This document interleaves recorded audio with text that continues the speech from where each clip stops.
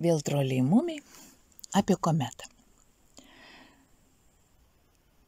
Snifas pabudo ir pasakė, rytoj jie atskries. Visi sužiūro į kometą, Frekensnork irgi, bet pro kirpčiukus. Toji buvo baisingai padidėjusi. Ją gaubė virpuliuojančių liepsnų vainikas, vandens garai išnyko, galėjai apžvelgti jūros dugną. Labas rytas, tarė Snusmumrikas, užsismaugdamas ant ausų skrybelę. Keliausim toliau. Per pusryčius jie sutiko Skrutą, kuris važiavo dviračiu ant kupros užsidėjęs maišą su mažyliu.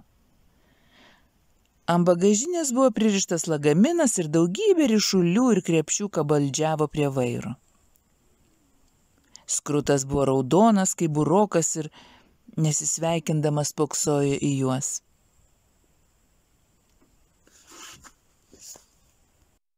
Sveikas, sušuko muminukas, ar manęs nepažįsti?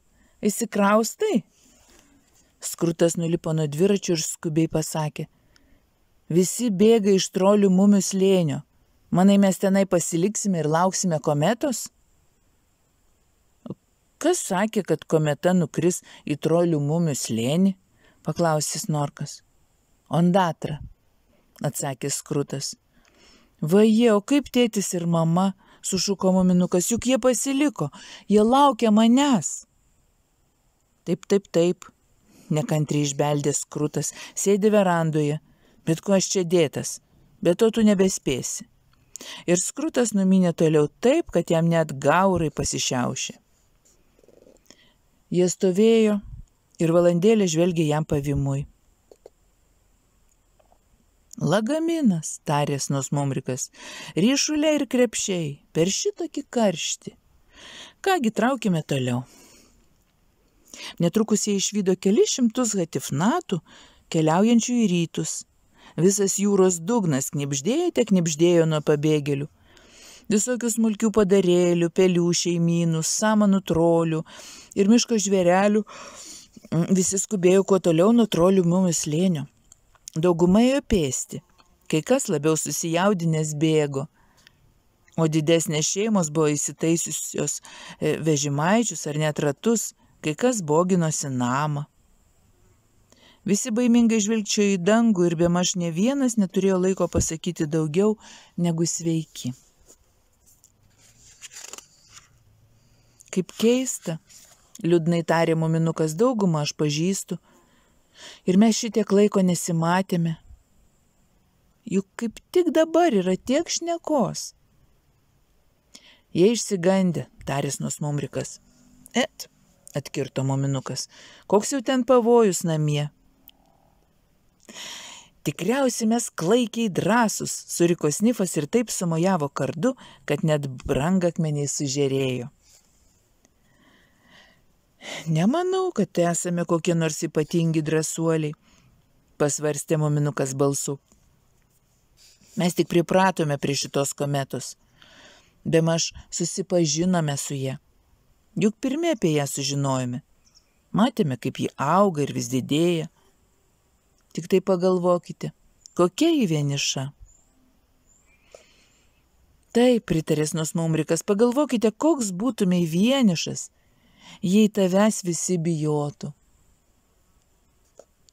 Frekensnork įkišo savo leteną muminukui į saują. Nesvarbu, pasakė jį, kol nebijosi tu, aš irgi pasižadu daugiau nebeišsigąsti. Ir tada jie turbūt priėjo kitą jūros krantą. Nušoko nuo kojų, kuriame raičytis ant smėlio, lakstyti po mišką, šūkauti, juoktis ir glebesčiuotis. Mes jau beveik namie, šūkavo muminukas. Paskubėkite, tėtis ir mama sėdi verandoje ir laukia. Bet kelias namo buvo kur kas ilgesnis, negu jie manė. Miške jie sutiko Hemulį, kuris sėdėjo ir bambėjo panosėje su pašto ženklų albumu glėbyje. Triukšmauja ir laksto, kalbėjo Hemulis, triukšmauja ir laksto, o niekas o niekas negali paaiškinti, kas čia per lakstymas. Sveikas, tarė Hemulis. Tu Hemulio, kuris domisi naktiniais drugeliais giminė? Jis mano pusbrolis iš tėvo pusės, atsakė Hemulis, vos slėpdamas pasibjaurėjimą. Asilų asilas, mudu jau ne giminės. Aš nutraukiau pažintį. Kodėl? Paklausė Snifas. Jis bukas, atsakė Hemulis. Nežino nieko daugiau, tik vabalai, vabalai ir vabalai. Jam ir žemė galėtų prasmegti, tik tai ranka numotų. Bet kaip tik tai ir grėsia žemėj, paaiškino Snorkas. Tiksliau rytoj, 8:42. Kaip? Perklausė Hemulis. Vadinasi, štai dėl ko tasai pragariškas triukšmas. Ištisą savaitę tvarkiau savo pašto ženklus, kiekvieną pažymėjau vandens ženklo, o kas tada? Nutempė šalin stalą, ištraukė iš po tavęs kėdę, užrakino namą. Ir štai aš sėdžiu dabar su savo pašto ženklais, baisingiausiai knibždėlynė ir niekas, o niekas negali man paaiškinti, kas čia per lakstymas. Mielas Hemuli, labai lėtai ir aiškiai ištarė Snusmumrikas. Visas tas erzelis dėl kometos, kuri rytoj susidurs su žeme. Susidurs, pakartojo Hemulis. Ar tai kaip nors susijęs su pašto ženklų rinkiniu? Ne, niekaip, atsakė Snusmumrikas. Tai susijęs su patrakusia uodeguota žvaigžde. Ir kai jie atskries, nedaug kas liks iš tavo pašto ženklų rinkinio. Dieve gink, tarė Hemulis ir susiglobė suknę. Mat, Hemuliai dėvi suknes ir niekas nežino kodėl. Gal jiems paprasčiausiai niekuomet nekilo minties, kaip jaustųsi mūvėdami kelnes. O ką aš dabar darysiu? Paklausė Hemulis. Eisi su mumis, tarė Freken Snork. Galėsi pasislėpti pats su visais savo pašto ženklais nuostabioje mūsų grotoje. Nuostabioje mano grotoje, pataisė Snifas. Tad ir Hemulis iškeliavo su jais į trolių mumių slėnį. Su juo buvo neapsakomai daug terlionės, bet nieko neveiksi. Kartą visi gavo pėsčiuoti atgal keletą kilometrų ir ieškoti klaidų spaudo, kurį jis pametė. Ir jis dusik susirėjo su Snorku, ne vienas gerai nežinodamas kodėl. Abu tvirtino, kad taip šnekučiavosi, bet tas pašnekesys panešėjo į ginčą. Snifas žingsniavo vienas ir neįprastai tylus, jis galvojo apie kačiuką. Ar muminuko mama nepamiršo padėti jam dubenėlio pieno? O jeigu kačiukas nesupras, kad turi pamilti Snifą ir ims mylėti ne jį, o mamą? Ar jis prisiglaus, ar tik nudroš savo iškėlęs uodegą? Niekada negali būti tikras, kai turi nuosavą kačiuką. Tikriausiai tai tik reiškia, kad turi ką nors, kas tau baisiausiai patinka. Snifas neapsakomai didžiavosi, jog per visą šią kelionę nė žodžiu nepaminėjo kačiuko. Klausykit, staigas tarė Snusmumrikas ir išsiėmė iš burnos pypkę. Kyla vėtra. Jie sustojo ir įsiklausė. Toli miške pasigirdo švilpesys, kuris netrukus virto plonu staugimu. Bet medžiai niekiek nekrustelėjo. Žiūrėkit, suriko Snorkas. Aukštai virš medžių viršūnių lėkė didžiulis debesis. Debesis, kuris čia kilo, čia leidusi užtemdydamas raudoną dangų. Staiga jis nėrė stačiai į mišką. Tai buvo skėriai. Milijonai dideliausių žalių skėrių, kurie nusileido į mišką, kad kuo greičiau jį sugraužtų. Jie rijo taip, kad net braškėjo. Nulupę žievę nuo vieno medžio, ėmėsi kito. Jie graužė, draskė ir plėšė, grumdėsi, strikčiojo ir ropojo. Freken Snork užsikorė ant akmens ir stovėdama klykė. Mieloji, čia juk tik skėriai, tarė Snorkas. Juk jau esi sutikusi į juos panašų žiogą. Jis griežia smuiką šokiams. Smuiku. Bet šitie grumdosi, suriko Frekensnork. Žiogas negali grumdyti, šitokių aš nepažįstu. Kaip manote, jie ėda ir pašto ženklus? Paklausė Hemulis. Jis stovėjo suspaudė savo pašto ženklų albumą glėbyje. Gražusis miškas, sušuko muminukas, žiūrėkit, kaip jis atrodo. Visi medžiai buvo nuogutėliai be žievės. Žemė visiškai plika. Telikus tik vienintelė gėlė, ta, kur buvo užkišta Frekensnork už ausies. O tada didžiulis alkanų skėrių debesis pakilo ir nuskrėjo į vakarus. Mišką vėl apgobė tyla. Snorkas atsisėdo ir įniko rašyti savo sąsiuvinyje. Pirmoji nelaimė, užrašė jis. Ar žinote, kad kometa visuomet atneša nelaimės? Kokias? Paklausė Snifas. Skėrių debesis, marą ir žemės drebėjimus, išvardijo Snorkas, potvinius, viesulus ir panašiai. Kitaip sakant, erzelis, sumurmėjo Hemulis, niekad negali gauti ramybės. Jie nužingsniavo toliau per nugraužtą mišką. Kad tik tai jie nenugraužtų sodo, galvojo muminukas, mamai būtų baisus smūgis. Ir tėčio tabako lauko.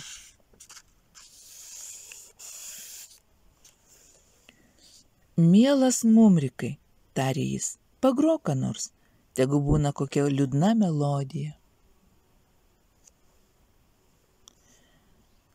Lūpinė armonikėlė sugedo, tarė snus mumrikas, galiu pagroti tik tai kai kuriuos tonus. Na, pagrok bent tuos, paprašė troliukas. Ir tada snus mumrikas pagrojo piemens dainelę. Oi, le, kokia ši šalta, penkta, vienas klampoji, pavargusiam vis nėra. Koks siaubas, tarė Hemulis. Ir pavargusiom kojom jie nuklampojo toliau.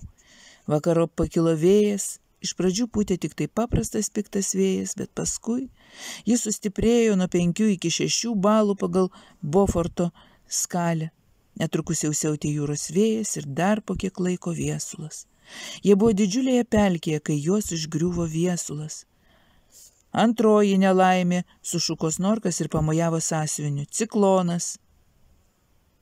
Tada sąsiuvinis išsiplėšė jam iš letenų ir pakilo į orą su visais patarimais, kaip elgtis, kad išsigelbėtumei nuo kometos.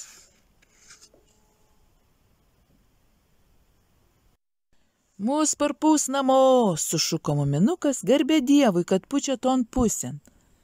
Staugdamas viesulas gynė juos per pelkę, jis stengėsi nuplėšti snus mumrikui skrybelę, pargriovė Snifą ir tiesiai dangun švystelėjo muminuko medalį.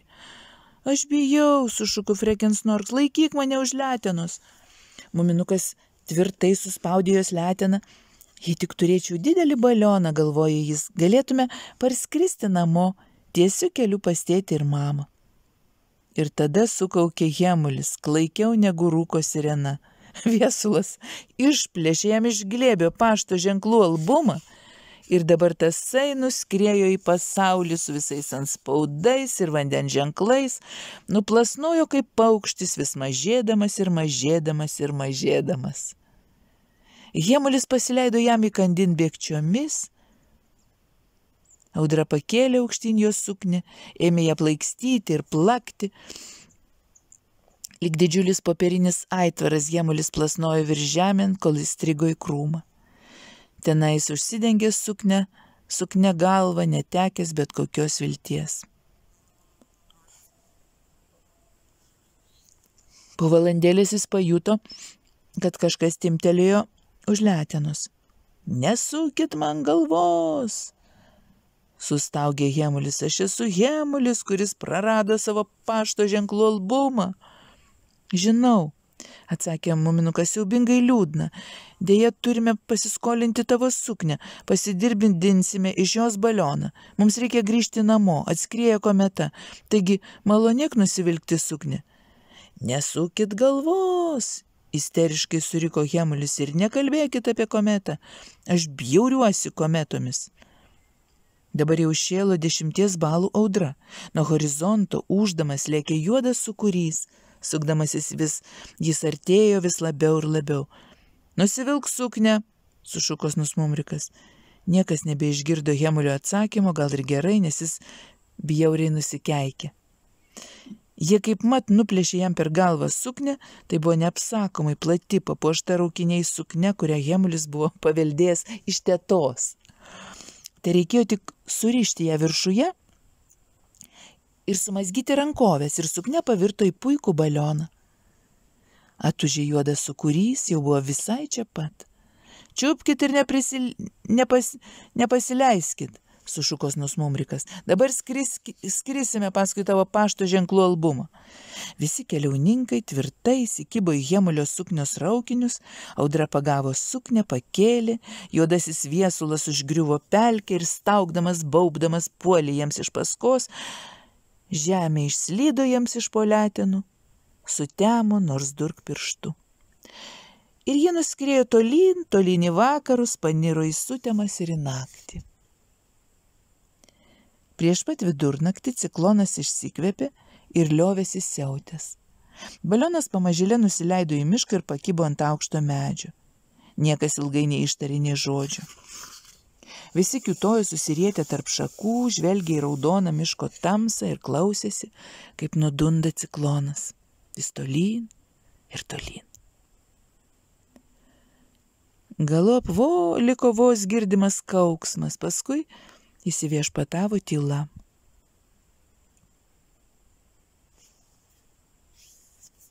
Tada Nusmumrikas paklausė, kaip jūs? Tikriausiai čia aš, atsiliepė mažiausias šešėlis. Jei čia esu aš, ar koks nors kitas nelaimingasis, kurį nusinešė audra, juk įspėjau jūs, kaip visa tai pavojinga. Čia greičiausiai tu, piktai drėbė Hemulis. Tavim taip paprastai neatsikratysi. O dabar man rūpi, ar yra kokia nors galimybė atgauti savo suknę. Prašom, labai ačiū, kad paskolinai, tarė Snorkas. O kur freken Snork? Sušuko Muminukas. Aš čia, atsiliepė iš tamsos, ir tebeturiu veidrodėlį. O aš savo skrybelę, pasakęs Nusmumrikas ir nusijuokė, ir lūpinę armonikėlę, ir plunksną skrybelėje. Hemulis apsivilko suknę per galvą. Regis jūs kuo puikiausiai nusiteikę, pasakė jis. Aš bjauriuosi murkšlinais raukiniais. Bet niekas nepajėgė kalbėti. Visi užmigo ant didžiulio medžio šakų. Buvo taip nusigalavę, kad pabudo tik tai kitos dienos 12 valandą. Jokio vėjelio. Siaubingai karšta rugpjūčio 7 diena, penktadienis. Nė vienas nežinojo, kelinta valanda, visi tik tai nujautė, juk jau labai vėlyvas metas. Kometa buvo neapsakomai padidėjusi, aiškiai matyti, kad ji taikėsi į trolių mumių slėnį. Muminukas pirmas išlipo iš medžio, jis atsargiai apsižvalgė ir pauodė. O tada sušuko. Čia žalia, čia visur pilna lapų ir gėlių. Miškas nebuvo nuėstas, atrodė, kad taip ir turi atrodyti miškas. Atrodė, kaip ir turi atrodyti miškas. Beveik taip pat, lyg jie nebūtų iškeliavę iš namų. Visi gyvūnėliai, net mažiausios skruzdėlytės buvo sulindę į žemę tiek giliai, kiek tik pajėgė, o paukščiai tylūs tupėjo medžiuose ir laukė. Ei, sesut, tarė Snorkas, ar šiandien neužsikiši už ausies gėlės? Koks tu mielas, kad tą pagalvojai, atsakė ji, bet aš nenoriu, aš bijau. Snifas ėjo ir mąstė apie kačiuką. Ar jis tupės ant verandos laiptelių? Ar jam ką nors pratars, ar tik tai sumurks? O jeigu jis, būdamas toks mažutėlis, jo visiškai neatpažins? Snifas vis labiau ir labiau nerimavo, dvejojo, galop ėmė tylutėliai znykti. Viskas bus gerai, pamatysi, pasakęs Nusmumrikas, bet pamėginkite eiti sparčiau, juk skubame. Taip, skubame, sušuko Hemulis, visi skuba, visi erzeliuoja. Čia žemėje nebėra ramybės. Eidamas jis visur žvalgėsi savo pašto ženklų albumo, jo veidas buvo raukšlėtas iš liūdesio. Tvyrojo klaikus karštis, o jie neturėjo nė šlakelio gėrimo ar kasnelio valgio, tik tai ėjo ir ėjo. Bet kaip keista, kai eini ir ko nors trokšti, mąstė muminukas. Aš esu tikras, jog užuodžiu malonų, ką tik iškeptų bandelių kvapą. Jis atsiduso ir drožė toliau. Netrukus sustojo ir pakėlęs nosį pauostė. O tada pasileido bėgčiom. Medžiai praretėjo, šviežių bandelių aromatas sustiprėjo ir staiga priešais atsivėrė trolių mumių slėnis, mėlynas trolių namelis jame, toks pat ramus ir kasdieniškas, koks ir buvo, kai muminukas iškeliavo. O jo mama kuo ramiausiai kepė meduolius. Mes namie, sušuko muminukas, žinojau, kad mums viskas pasiseks, ateikite pasižiūrėti. Čia tiltelis, apie kurį pasakoja, tarė Freken Snork, o tenai be abejo laipiojamasis medis, koks nuostabus namas ir kokia graži veranda. Snifas pasižiūrėjo į verandos laiptelius, bet kačiukas ten nesėdėjo ir nelaukė. Muminuko mama sėdėjo virtuvėje ir puošė tortą rožinę plakta grietinėle. Aplinkui šokoladu buvo dailiai išvedžiotas užrašas mano mylimam muminukui, o pačiame torto viršuje spindėjo cukrinė žvaigždė. Mama tylutėlį švilpiniavo, kada niekada pasižiūrėdama pro langą. Tėtis vaikštinėjo iš vieno kambario į kitą, taip susijaudinęs, kad nebepajėgė nusėdėti. Kodėl jie negrįžta, klausė. Netrukus 1:30. Grįž, tarė mama. Be reikalo jaudinėsi, būk geras. Kilstelėk mažumėlę tortą, kad galėčiau pakišti kepimo popierių. Snifas gaus išlaižyti dubenį. Jis mėgsta. Tėtis atsiduso ir pakėlė tortą. Be reikalo leidome jiems išplaukti, pasakė jis, bet mes nesupratome. Ta akimirką įėjo Ondatra ir atsisėdo ant malkų dėžės. Oi, ne taip. Na, o kaip ten reikalai su kometa? Paklausė mama. Atšvilpė iš paskutiniųjų, sunarnėjo Ondatra. Puikus metas kepti pyragus. Gal meduolio, paklausė muminukų mama. Kągi, tarė Ondatra, turbūt koks vienas ir praverstų, kai lauki. Suvalgiusi 3 meduolius, Ondatra pasakė. Regis jūsų sūnus atbėga per tiltelį su labai jau mišria draugija. Muminukas? Sušuko mama ir išmetė torto mentelę į paplavų kibirą. Ir tik dabar tą sakote? Ji išbėgo ant kalvelės, tėtis pridurmui, jis pareina, o ten Snifas, o su jais skubėjo krūva svečių, kokių tėtis ir mama anksčiau nebuvo matę. Kaip aš laukiau, sušuko mama, eikš apkabinsiu, kokie jūsų lysė ir murziniai, kaip linksma, ar tai tikrai tiesa? Mama, tėti, šūkavo muminukas, aš susipešiau, aš koviausi su nuodingu krūmu ir laimėjau, džirų, ir jam nulakstė rankos, galop liko tik kelmas. Freken Snork. Ai, ne taip. Koks tu drąsuolis, sušuko mama. O kas čia? Freken Snork, atsakė muminukas. Tai ją gelbėjau iš nuodingo krūmo. O čia Snorkas, o čia Snus Mumrikas, geriausias mano draugas. O čia Hemulis, kuris renka pašto ženklus. Visi paspaudė vienas kitam letenas. Įdomu, tarė muminuko tėtis. Labai taurus užsiėmimas rinkti pašto ženklus. Joks užsiėmimas, tai mano amatas, atkirto Hemulis, nes buvo neišsimiegojęs. Mat kaip, tarė tėtis, tada gal pageidautumėte apžiūrėti pašto ženklų albumą, kurį vakar čionai atnešė vėjas? Kaip? Sušuko Hemulis. Žinoma, paaiškino muminuko mama, vakar išnešiau tešlą pakilti, o rytą ji visa buvo pilna bjaurių lipnių lapelių. Lipnių lapelių? Pakartojo Hemulis ir išblyško. Ar jie tebėra? Kur jie? Visų nehemuliškų Hemulių vardų tikriausiai jų neišmetėte? Jie visi džiūsta, atsakė mama ir parodė į skalbinių virvę tarp alyvų krūmų. Hemulis vos sviedė vienintelį žvilgsnį į savo raudoną pašto ženklų albumą ir sušuko iš džiaugsmo ir nubėgo, kiek jam leido raukinių skutai. Kai kurie nepaprastai laimingi, graudžiai tarė Snifas. Jo nepasitiko ir nepasveikino joks kačiukas. Jis priekaištingai parodė pieno dubenėlį, kuris stovėjo ant verandos laiptelių. Pienas atrodo surūgęs, pasakė. Nuo karščio, paaiškino mama, nieko neįmanoma išlaikyti, kai šitoks karštis. Bet jis taip retai ateina palakti. Mėly vaikai, o dabar mažumėlę užkasime, eime vidun pasisveikinti su Ondatra. Bet Snifas liko sode. Nušliaužė po krūmais ir ėmė šaukti kačiuką. Apieškojo malkinę, visur ieškojo ir vis šaukė, bet kačiukas nesirodė. Tada Snifas grįžo į verandą, kur kiti susėdę valgė ir kalbėjo apie kometą.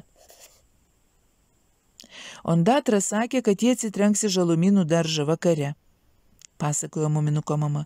Ir kaip tik tada, kai tas nelemtas pilkas dulkės galų gale nupūtė nuo prieskoninių žolelių. Kągi, tad man visiškai nereikėjo valyti. Bet kad visa tai iš tiesų juoda, argi ne tu tą sužinojai? Aišku, truputį pralinksmėjęs Snifas, aš jums viską sužinojau, o kai kometa atskries, gausite pasislėpti mano grotoje. Na ką, dabar pertrauka. Gerai, nes jau ilgai skaitėm, iki pasimatymo.